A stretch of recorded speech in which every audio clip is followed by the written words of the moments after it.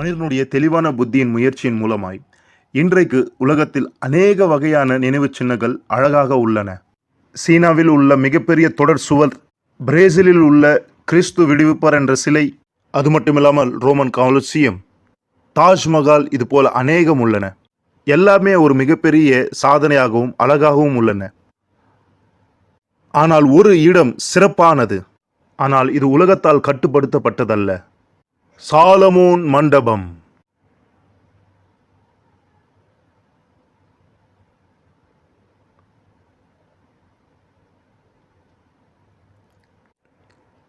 எது இந்த இடத்தை மிகவும் சிறப்பாய் மாற்றுகிறது? எண் 1, இது தேவனால் வடிவமைக்கப்பட்டது.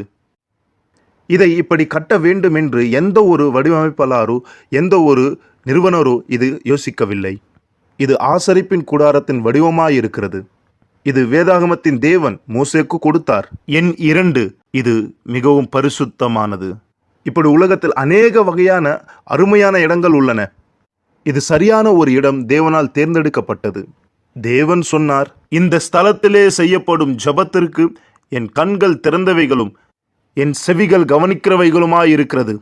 என் நாமம் இந்த ஆலயத்தில் என்றென்றைக்கும் இருக்கும்படி நான் இதை தெரிந்து கொண்டு பரிசுத்தமாக்கினேன். என் கண்களும் என் இருதயம் என்னாலும் இங்கே இருக்கும். சாலமோன் மந்திரம் இது ஏதோ கட்டுவதற்காக அல்ல. இது ஆவிக்குரிய ஒரு மண்டபமாய், ஆலயமாய் பிரதிஷ்டை செய்யப்படுகிறது. இந்த ஸ்தலம் தேவனை கனப்படுத்துவதற்காகவும், அபிரகாமின் தேவன் அவர் தேவனை கனப்படுத்தியது போல நாம் அவரால் கனப்படுத்தப்படுவோம். எல்லோருக்கும் இனிய மாலை வணக்கம் மக்களை. இது உங்கள் கவலைப்படுவதை நிறுத்துங்கள் நிகழ்ச்சி யூனிவர்சல் ஆலயத்திலிருந்து நீங்கள் பார்த்த இந்த வீடியோ, நாம் இந்த மாதம் நம்மை ஆயத்தப்படுத்திக் கொண்டுகிறோம் சாலமோன் மண்டபத்தை நோக்கிய பிரயாணத்துக்காக. விசுவாசத்தின் பிரயாணம். உங்களுடைய விண்ணப்பங்கள் அங்கு எடுத்து செல்லப்பட போகிறது. எங்கே?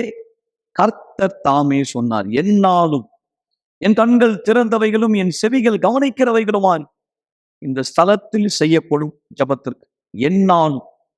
இது சாலமோன் காலத்துக்கு மாத்திரமல்ல மக்களை, இப்பொழுதும் என்னாலும் இந்த ஸ்தலத்தில் செய்யப்படும் ஜபத்திற்கு. எனவேதான் விசேஷமாய் உங்கள் விண்ணப்பத்தை அங்கே கொண்டு செல்ல போகிறோம். கண்டிப்பாய் விசுவாசத்தோடு அணுக வேண்டிய ஒரு விஷயம். வெறும் ஒரு முறையாய், ஒரு கடமையாய் அல்ல, விசுவாசத்தினால். அது எனவேதான் உங்களை தயார்படுத்துகிறோம், கற்றுக் கொடுக்கிறோம், வழிகாட்டுதல் கொடுக்கப்படுகிறது. எப்படி நீங்கள் தேவனுடைய வாக்கு தத்தங்களை உங்கள் வாழ்க்கையிலே கைப்பற்ற முடியும். விசேஷமாய் எல்லா வாக்கு தத்தங்களிலும் மேலான ஒன்று பரிசுத்த ஆவியினுடைய பொழிந்தருளப்படுதல். வாக்கு தத்தங்கள் 8000க்கும் மேற்பட்ட வாக்கு தத்தங்கள் தேவன் கொடுத்திருக்கிறார். ஆனால் மிக விசேஷமானது பரிசுத்த ஆவியினுடைய வாக்கு தத்துவம். பரிசுத்த ஆவி என்பது ஒரு பரிசு பிதா நமக்காய் கொடுக்க வைத்திருக்கிறார். ஆனதாக இயேசு தாமே நம் மீது அதை பொழிந்தருள விரும்புகிறார். நமக்காய் பரிசுத்த ஆவி உலகத்திற்கு அனுப்பப்பட்டிருக்கிறார். ஆனால் எத்தனை பேர் அவரை குறித்த ஒரு சரியான புரிந்து கொள்ளுதலை, சரியான ஒரு தெளிவை பெற முடியாதிருக்கிறார்கள்? காரணம் ஒன்றே ஒன்றுதான் மக்களை. நாம் அதை குறித்து தொடர்ந்து பேசுவதற்கு முன்பாய், பரிசுத்த ஆவி எப்படி பலவிதமான சூழ்நிலை, அதாவது இன்னும் தெளிவாய் 400 வருஷத்துக்கு மேல் அடிமைத்தனத்தில் இருந்த ஜனங்கள் எகிப்திலே மோசமாய் நடத்தப்பட்ட ஒரு சூழ்நிலையில் எப்படி வனாந்தரத்தில் அவர்களை எகிப்திலிருந்து விடுவித்து வனாந்தரத்தில் எப்படி நடத்தி சென்றார்.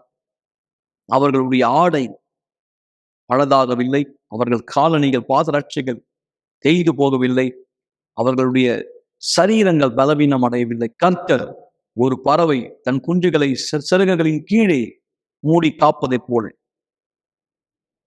செட்டையின் கீழே ஜனங்களை பாதுகாப்போடு நடத்தி சென்றார். வனாந்தரம் வழியாய் அவர்கள் பிரயாணிக்கும் போது மேக ஸ்தம்பமாய், அக்கினி ஸ்தம்பமாய் அவர்களை பராமரித்து நடத்தி சென்றார். இவ்வுலகத்திலே உங்களுடைய தேவைகளை, சூழ்நிலைகளை தேவன் அறிவார் மக்கள். நீங்கள் அவர் அரவணைப்புக்குள்ளே வந்தால், அவர் பாதுகாப்புக்குள் வந்தால், அவர் கண்காணிப்புக்குள் வந்தால், அவர் கவனிப்புக்குள் வந்தால், யோசித்து பாருங்கள். எதை குறித்து நீங்கள் பயப்பட வேண்டும், எதை பற்றி நீங்கள் கவலைப்பட வேண்டும்? அவர் உங்களை நடத்தி செல்வார். இதோ எப்படி பரிசுத்த ஆவியினுடைய வல்லமை மக்களை நடத்தி சென்றது. கவனிகள். ஒரு சிறு வீடியோ, ஒரு விளக்கமாய் நீங்க புரிந்து கொள்ளும்படி தொடர்ந்து நாம் நிகழ்ச்சியிலே முன்னோக்கி செல்லலாம். மீண்டும் நான் உங்களை வரவேற்கிறேன் மக்கள். நீங்கள் பார்த்த இந்த காட்சி ஒரு உருவகமாய் எப்படி ஜனங்கள் நடத்தி செல்லப்பட்டார். எனவேதான் நீங்கள் பரிசுத்தாவினுடைய அத்தியாவசியத்தை உணர வேண்டும். ஏன் மக்கள் பரிசுத்தாவிக்கு முதலீடு செய்வதில்லை? அல்லது ஏன் அதை குறித்து யோசிக்க முடியாதிருக்கிறார்கள்? இவ்வுலகத்திலே தன் ஜீவனுக்காய் அவர்கள் பட வேண்டிய பிரயாசம், உணவு, உடை, இருப்பிடம், பிள்ளைகள் வாழ்க்கை, அவர்களுடைய பிரச்சனைகள், தன் சரீரத்தில் ஏற்படுகிற வியாதியுடைய பாதிப்புகள் இல்லையா? ஒவ்வொரு நாளும் தன் ஜீவனுக்காய் மக்கள் பிரயாசப்படுவதிலேயே நாட்கள் கடந்து போகிறது, காலங்கள் கடந்து போகிறது. ஏன்? எத்தனையோ பேர் தன் ஆயுசையே முடித்து விடுகிறார்கள். வாழ்க்கையின் கடைசி தருணம் வரை அவர்கள் ஜீவனை பராமரிப்பதிலேயே. எனவேதான் ஜீவனை இழந்து போகிறார். ஆம், ஜீவனை காத்துக் கொள்ளுகிறவர்கள் இழந்து போகிறார். தேவனை விட்டு பிரிக்க முடியாதா, தேவனை விட்டு வெகு தூரத்தில் இணைய முடியாத தூரத்துக்கு சென்று விடுகிறார். எனவே ஆண்டவராகிய இயேசுவுடைய வார்த்தை கவனிங்க. மத்தேயு 16ஆம் அதிகாரத்தில் 24வது வசனம் தெளிவாய் சொல்கிறார். அப்பொழுது இயேசு தம்முடைய சீஷர்களை நோக்கி, ஒருவன் என்னை பின்பற்றி வர விரும்பினால் அவன் தன்னைத்தான் வெறுத்து தன் சிலுவை எடுத்துக்கொண்டு என்னை பின்பற்ற கடவன். மிக சிறியா 25 தன் ஜீவனை ரட்சிக்க விரும்புகிறவன் அதை இழந்து போவான். என் நிமித்தமாக தன் ஜீவனை இழந்து போகிறவன் அதை கண்டடைவான். உங்கள் வாழ்க்கைக்கான பிரயாசத்திலே நேரங்களை செலவிடுவதற்கு பதிலாக உங்கள் ஜீவனை, அதாவது உங்க வாழ்க்கை தேவன் ஆண்டவராக இயேசுவிடத்தில் அர்ப்பணியுங்கள். மக்களே, முழுமையாய் கொடுத்து விடுங்கள். அதுதான் நீங்கள் சுமக்க வேண்டிய சிலுவை. இனி உங்கள் கவலைகளையோ, கஷ்டங்களையோ, துன்பங்களையோ, தேவைகளையோ சுமந்து கொண்டிருக்காமல் ஆண்டவருடைய விருப்பத்தை சுமக்க நீங்கள் தீர்மானித்தார். சிலுவை என்பது உங்கள் பிரச்சனையோ, வியாதியோ, செய்வினையின் தாக்கமோ அல்ல. சிலுவை என்பது தேவனுடைய சித்தத்தை நீங்கள் ஏற்றுக்கொள்வது. அதுக்கு மாறாக உங்கள் வாழ்க்கையின் கவலையை அவர் கையிலே கொடுத்து விடுவது. அப்பொழுது நீங்கள் பாருங்கள், அந்த சிலுவை உங்களுக்கு பாரமானதா இருக்க. மாறாக உங்கள் பிரச்சனை உங்களை தாக்குவது இல்லை. நீங்கள் ஜீவனை இழப்பதில்லை, காத்துக் கொள்வீர்கள். ஆனால் ஜீவனை காத்துக்கொள்ளவே நீங்கள் வாழ்க்கையின் பிரயாசத்தை செலவழித்து விட்டால் நீங்கள் பாரத்தை உணர்வது மாத்திரமல்ல, பிற்பாடு ஜீவனை இழந்து போகிறீர்கள். யார் ஒருத்தர் தன் வாழ்க்கை ஆண்டவர் கையில் ஒப்படைக்கிறாரோ அவர்கள் வாழ்க்கை எப்படி மாறுகிறது? இந்த முதல் சாட்சி கவனிங்க. நாம் தொடர்ந்த நிகழ்ச்சி இணைந்திருக்கலாம். இரவு முழுவதும் நான் ரொம்ப கஷ்டப்படுவேன். ஆவிக்குரிய பிசாசுனுடைய கிரியையினால பாதிக்கப்பட்டேன். நான் காலையில் எழுந்து கொள்ளும்போது என்னுடைய முகத்தில் எல்லாமே கீர்ண காயமாக இருக்கும். இன்னும் சொல்லப்போனால், நான் காலையில் எழுந்துக்கணும் அப்படின்னு நினைக்கும் போது என்னால் எழுந்துக்க முடியாது. ஏன்னா எனக்கு தூக்கமே இல்லாதபடி இருந்தது. நான் சிறு வயதாக இருக்கும்போது ஆலயத்திலிருந்து நான் வளர்ந்தேன். தேவனுக்குரிய விஷயங்கள் எல்லாமே எனக்கு தெரியும். விசுவாசம்னா என்ன, ஆலயத்தில் சொல்லக்கூடிய வாக்கு தத்தங்கள் நம்புவேன். இன்னும் சொல்லப்போனால் பைபிளில் ஒவ்வொரு பாகமும் எனக்கு தெரியும். ஆனாலும் இதெல்லாம் தெரிஞ்சு என் வாழ்க்கையில் எந்த மாற்றமும் இல்லை. நான் எப்படிப்பட்ட நபராக இருந்தேன்னா, ராத்திரி நேரத்தில் தூக்கம் இல்லாதவனாக இருந்தேன். ஏன்னா எனக்கு ஆவிக்குரிய பிரச்சனைகள் இருந்தது. இரவு நேரம் வரும்போது பிசாசினுடைய கிரியைகள் என்னை தொந்தரப்படுத்தும். என்னால் நிம்மதியாகவே இருக்க முடியாது. ராத்திரி நேரத்தில் நான் காலையில் எழுந்துக்கும் போது என் முகத்தில் ஃபுல்லாக கீறல் காயமாக இருக்கும். இன்னும் சொல்லப்போனால், நான் காலையில் எழுந்துக்கணும்னு நினைக்கும் போது என்னால் எழுந்துக்கவே முடியாது. ஏன்னா இன்னும் தூக்கம் பத்தல, அப்படியே நான் தூங்கிடுவேன் திரும்பவும். நான் டீனேஜாக இருக்கும்போது, அதாவது எனக்கு இந்த சூழ்நிலை இருந்ததுனால என்னால் காலையில் எழுந்து ஸ்கூலுக்கு போகிறது, அது மட்டும் இல்லாமல் என்னால் சரியாக படிக்க முடியாது. ரொம்ப கஷ்டப்பட்டேன் நான். அந்தளவுக்கு, அதாவது என்னுடைய படிப்பில் முழு கவனம் செலுத்த முடியாது. ராத்திரி தூக்கம் இல்லாததுனால அநேக ஒரு பிசாசுடைய சோதனைகள் என்னை வேதனைக்குள்ளாக மாற்றியது. இப்படிப்பட்ட ஒரு நபராக தான் நான் ஆலயத்தில் இருந்தேன். எனக்கு ஒரு மாற்றமே இல்லை. இப்படிப்பட்ட ஒரு மனுஷனாக தான் நான் ஆலயத்தில் இருந்தேன். ஏன்னா என்னுடைய வாழ்க்கைக்கான காரணம் என்ன பார்த்தீங்கன்னா, என் வாழ்க்கை இன்னும் முழுமையாக நான் ஆண்டவருக்காக அர்ப்பணிக்கலை. நான் என்ன நினைப்பேன்னா, அதாவது என்னுடைய சொந்த பலத்தினால எல்லாத்தையும் சரி பண்ண முடியும் அப்படின்னு நான் யோசித்தேன். ஆனால் உண்மையாக என்னால் முடியல. என்னுடைய நண்பர்களிடத்துலேயும் நான் போனேன். ஆனாலும் எதுவுமே எனக்கு பிரயோஜனமாக இல்லை. ஆனால் நான் பீடத்தை நோக்கி வந்தேன். தேவனுடைய பீடத்தின் மீது உடன்படிக்கை செஞ்சேன். அங்கே தான் எனக்கு புரிஞ்சது, ஒன்று எல்லாமே இல்லைன்னா எதுவுமே இல்லை. தேவனுடைய பீடத்தின் மேலே நான் இப்படிப்பட்ட உடன்படிக்கை செஞ்சேன். என்னுடைய சரீரபூர்வமான தியாகமும், அது மட்டும் இல்லாமல் பொருளாதார விதத்துலையும் நான் தியாகம் செஞ்சேன். நான் என்ன செஞ்சேன்னா, என்னுடைய வாழ்க்கையில் எதை மாற்றிக்கணுமோ ஒன்றொன்னா நான் லிஸ்ட்டு போட்டேன். அதை நான் மாற்றிக்கிட்டேன். எதெல்லாம் தேவையில்லாமல் இருந்ததோ எல்லாத்தையும் நான் எடுத்துட்டேன். எல்லாத்தையும் தியாகத்துக்காக நான் என்னை ஆயத்தப்படுத்திக்கிட்டேன். ஒருவேளை நான் தேவனுடைய பீடத்துக்கு வராமல் இருந்தேன்னா என்னுடைய வாழ்க்கை முடிஞ்சிருக்கும். ஆனால் எப்போ நான் தேவனுடைய பீடத்தை நோக்கி வந்தேனோ, தேவனை சார்ந்து இருந்தேனோ, என்னுடைய வாழ்க்கை மாற ஆரம்பித்தது. அது மட்டும் இல்லாம நான் தியாகம் செஞ்சதனுடைய நோக்கம் முக்கியமா பரிசுத்த ஆவிய எனக்குள்ள நான் பெறணும். தேவனுடைய ஆவி எனக்கு வரணும்னு சொல்லி நான் தியாகம் செஞ்சேன். எப்போ கர்த்தருடைய ஆவியை எனக்குள்ள நான் பெற்றுக்கொண்டேனோ எனக்குள்ள வித்தியாசம், எனக்குள்ள இருந்த சமாதானம், ஏதோ ஒரு கிரியை என்னை விட்டு போன மாதிரி, என்னுடைய எல்லா பயத்தையும் ஜெயிச்சது போல, என்னுடைய வேதனையை ஜெயிச்சது போல எனக்குள்ள ஒரு மாற்றம் உண்டானது. அதனால தான் நான் பீடத்தின் மேல தியாகத்துக்காக மேல நோக்கி போனேன். பீடத்தின் மீது எப்போ நான் தியாகம் செய்வேன் அப்படின்னு பொருத்தனை செஞ்சேனோ அந்த நேரத்துல இருந்து எல்லாமே மாறிச்சு எனக்கு. அவருடைய அபிஷேகம் எனக்குள்ளாக கிடைத்தது எனக்கு மிகப்பெரிய ஒரு நாளா இருந்தது. இந்த ஒரு பெரிய நிகழ்ச்சி என் வாழ்க்கையை மாத்தியது. அந்த நாள் தொடங்கி என்னுடைய உட்புறத்துல சமாதானத்தோட நான் இருந்தேன்.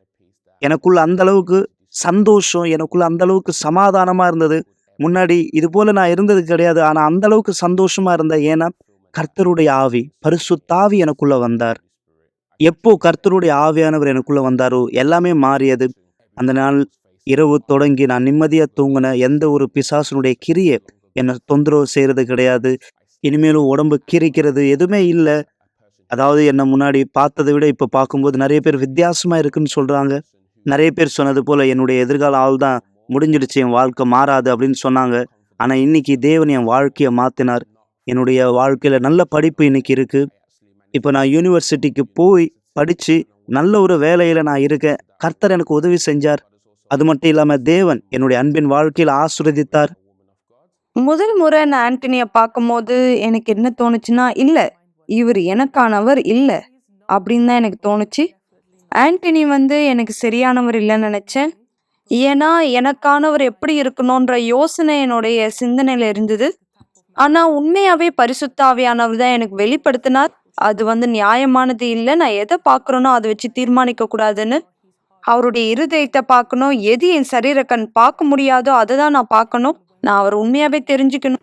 நான் அவரிடத்துல பேச தொடங்கியதுக்கு அப்புறமா என்னை பத்தி எனக்கு மோசமான உணர்வு இருந்தது. அவரை தெரிஞ்சிட்ட அப்புறமா நான் நினைச்சேன், இல்ல அவர் ரொம்ப நல்லவர், நான் தப்பா நினைச்சிட்டு இருந்தேன் இத்தனை நாள். அவர் விசுவாசத்தின் மனுஷன். அது மட்டும் இல்ல, அவர் ரொம்ப புரிஞ்சுக்கிறவரா இருந்தார், ரொம்ப அன்பானவரா இருந்தார். என் வாழ்க்கையில ஒரு தருணத்துல நான் ரொம்ப பிரச்சனையை சந்திச்சேன். அவர் இடத்துல நான் வெளிப்படையா சொன்னேன். அந்த தருணத்துல அவர் சொன்னாரு, நான் உன் கூட இருக்கேன், எல்லா தருணமும் உன் கூட இருப்பேன், நம்ம 2 பேரும் சேர்ந்து போராடலாம், என்ன ஆனாலும் சரி நான் உன்னை விட்டு கொடுக்க மாட்டேன். அப்பதான் சொன்னா, ஆமா இவர் தான் எனக்கானவர், சரியானவர். சரீரபூர்ணமான ஆதரவு மட்டும் இல்ல, ஆவிக்குரிய ஆதரவு கூட. அவர் தேவனிடத்துல என்னை நெருக்கமா கொண்டு போனார். தேவனுக்கு இன்னும் நெருக்கமா, தேவனோட உடன்படிக்கை இன்னும் பலமா மாத்த எனக்கு உதவி செஞ்சார். இதுதான் ரொம்ப முக்கியமானது. எனக்குள்ள உறுதி இருந்தது, அவர் கூட இருக்கும்போது நான் எப்பவுமே தேவனோட நான் ரொம்ப நெருக்கமா இருப்பேன்ற உணர்வு எனக்குள்ள இருந்தது. இந்த திருமணம் இப்ப சாத்தியமாச்சு. ஆண்டனிக்கும் எனக்கும் தேவனோட பீடத்தின் அந்த உடன்படிக்கைக்கு நான் நன்றி சொல்றேன். அதனோட பதில தான் நீங்க பாத்துட்டு இருக்கீங்க. எங்களோட திருமணம் ரொம்ப சந்தோஷமானதா இருக்கு. பரிசுத்த ஆவி இல்லாத நேரத்துல என்னால என்ன நம்ப முடியல. என் வாழ்க்கை தோல்வி அடையும் நான் நினைச்சேன். ஆனா எப்போ நான் தேவன் கொடுத்த வழியில நடந்தேனோ எனக்குள்ளாக மாற்றம் வர ஆரம்பித்தது. இன்னைக்கு எதெல்லாம் என்னுடைய வாழ்க்கையில் இருக்குதோ பரிசுத்த ஆவி இல்லைன்னா எனக்கு எதுவுமே இல்லை. ஏன்னா இன்னைக்கு நான் தெரிஞ்சுக்கிட்டேன், இன்னைக்கு என் வாழ்க்கையில கிடைச்ச எல்லாமே, எல்லாத்தினுடைய முதல் அடித்தளம் தேவனுடைய பீடம். எப்போ தேவனுடைய பீடத்துக்கு வந்தேனோ எல்லாமே மாறியது.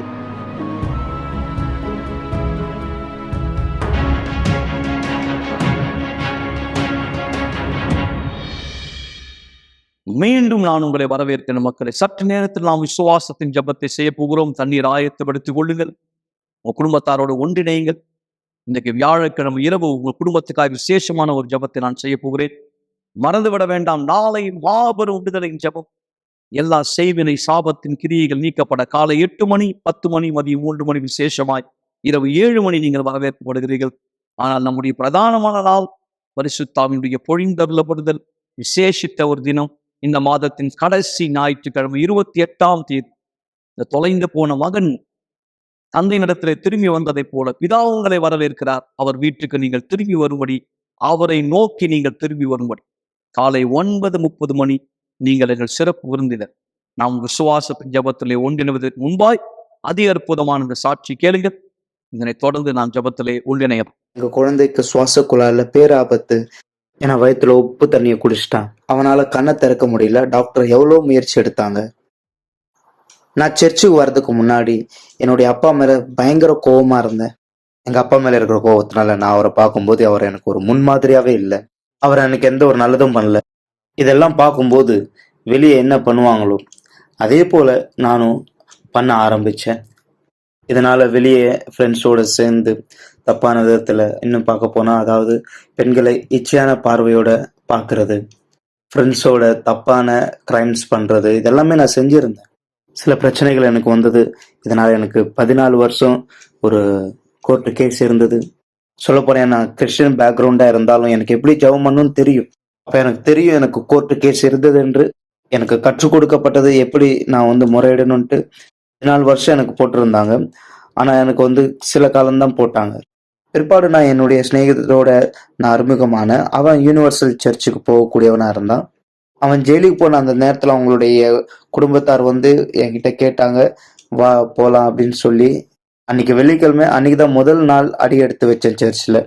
எப்போ நான் அந்த நாள் ஆலயத்துக்கு வந்தேனோ இது முற்றிலும் வித்தியாசமா இருந்தது. நிறைய கிளாஸஸ் எல்லாம் இருந்தது. எனக்கு நிறைய ஆலோசனைகள் கொடுக்கப்பட்டது. நான் சொன்னேன், நான் ஏன் இங்க இருக்கேன்ட்டு.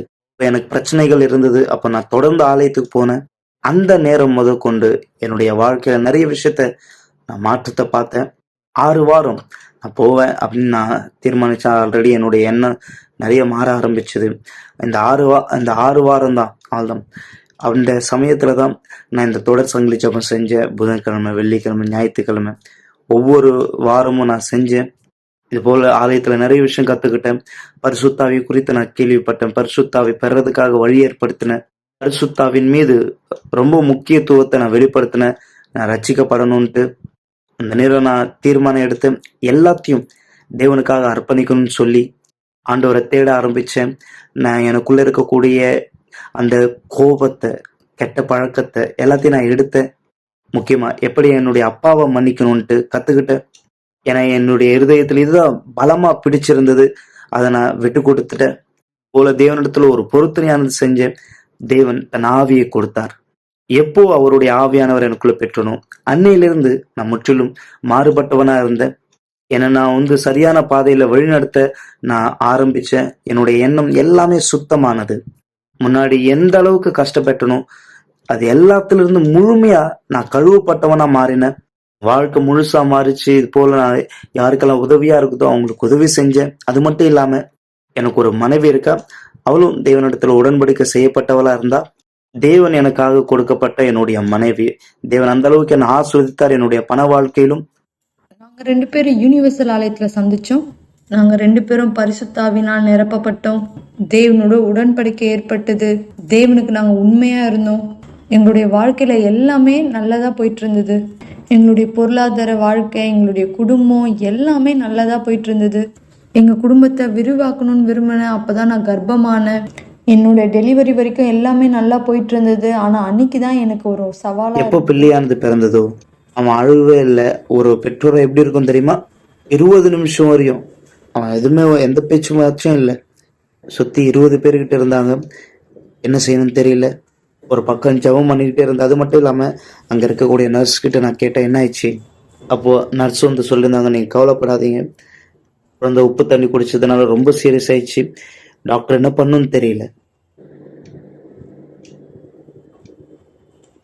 அப்போ ஒரு தடவை குழந்தைய பார்க்க முடிஞ்சது. வாயில டியூபோட இருந்தது.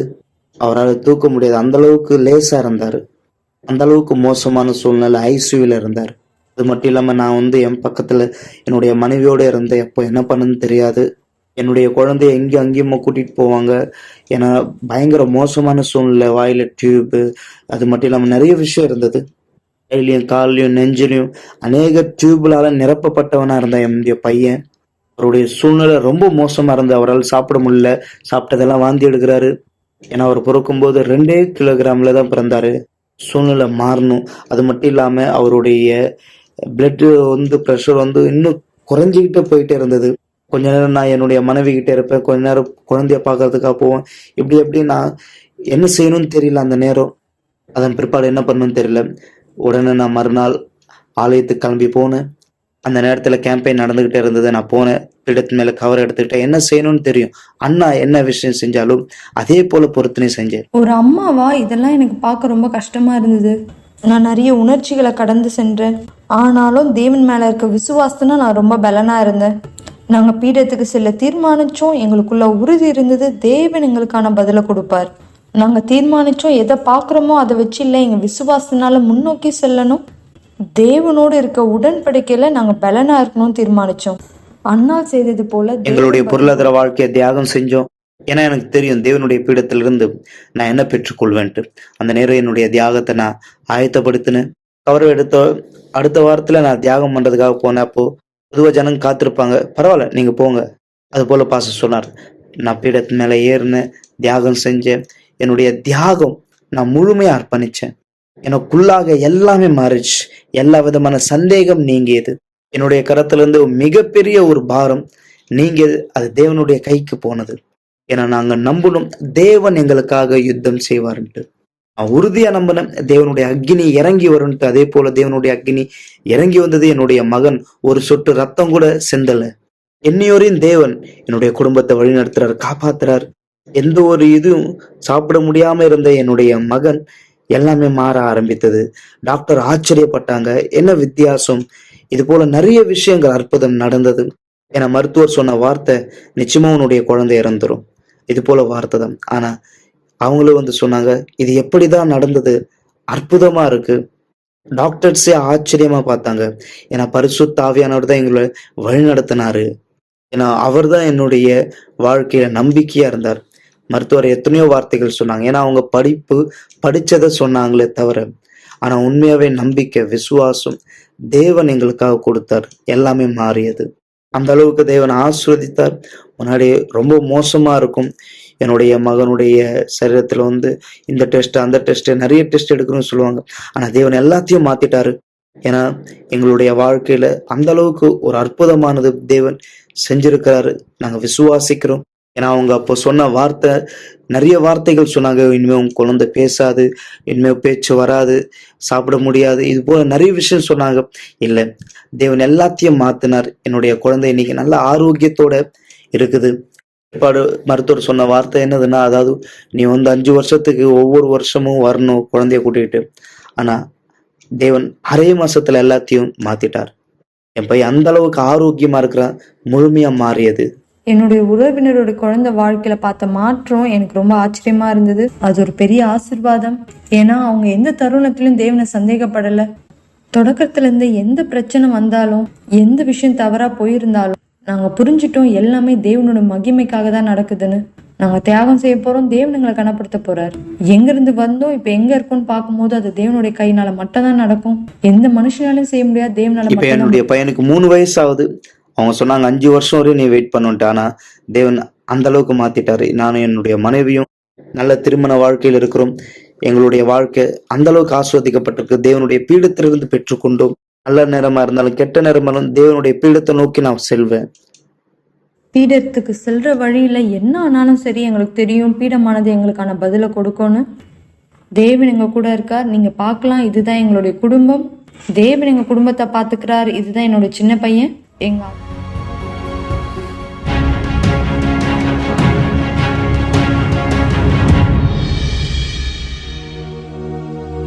ஒரு கிளாஸ் தண்ணீரை ஆயத்தப்படுத்திக் கொள்ளுங்கள், அல்லது தொலைக்காட்சிக்கு அருகாமையிலே வாருங்கள். இந்த நேரம் உங்களுக்கான ஒரு சிறப்பு ஜெபத்தை நாம் செய்ய போகிறோம்.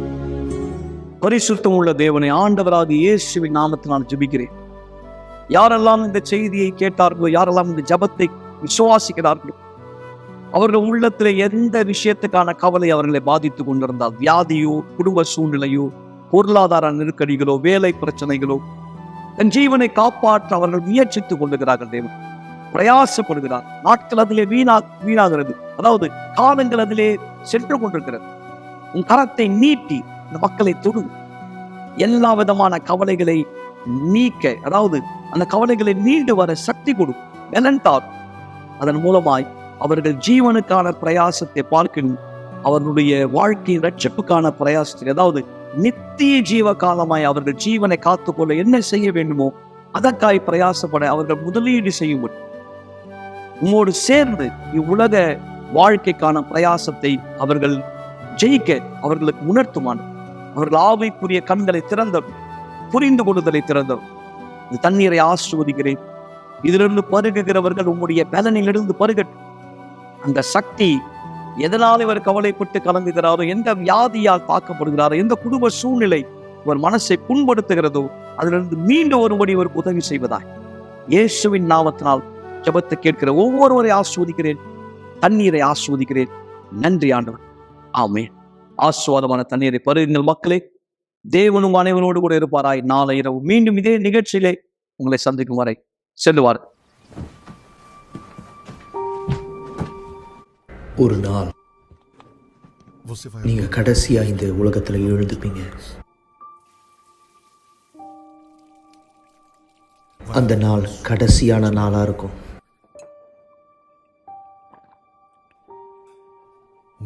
கடைசியா ஒரு முறை நீங்க காலை உணவை சாப்பிடுவீங்க.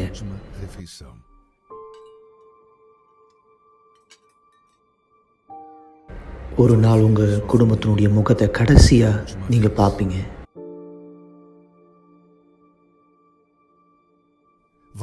உங்களுடைய கடைசியான வார்த்தையை சொல்லுவீங்க. உங்களுடைய கண்கள் கடைசியா ஒரு முறை சிமிட்டும்.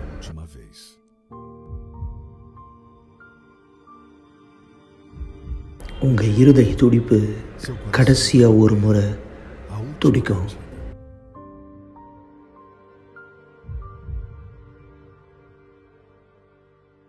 நீங்க கடைசியா ஒரு முறை மூச்சை இழுத்து விடுவீங்க.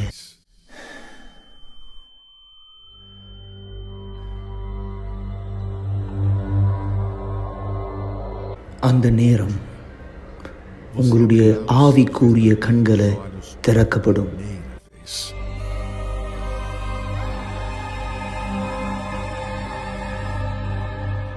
அந்த நேரத்தில் நீங்க புரிஞ்சுப்பீங்க எந்த அளவுக்கு உங்களுடைய ஆத்மா உண்மையானது அப்படின்னு.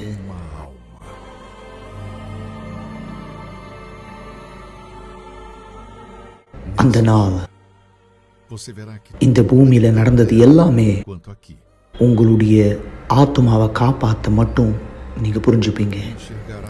கடைசியா ஒரு முறை நீங்க அதை பார்க்குற நேரம் உங்க ஆத்மாவை வந்து கொண்டு போறது யாரு? அந்த நேரம் நீங்க யார்கிட்ட உங்க நேரத்தை கொடுத்தீங்களோ, யார்கிட்ட உங்க நாளை கொடுத்தீங்களோ, யார்கிட்ட உங்க விருப்பத்தை செஞ்சீங்களோ, யாரை நீங்க வணங்குனீங்களோ, இந்த வாழ்க்கையில இது உங்களை பதட்டப்படுத்துதா இல்லை இது உங்களை உறுதிப்படுத்துதா? உங்க கடைசி நாள் இந்த பூமியில உங்களுடைய முதல் நாள் அமைய போது பரலோகத்துல தேவனோடு சந்தோஷமா அல்லது நித்திய கால மரணம் நரகத்துல?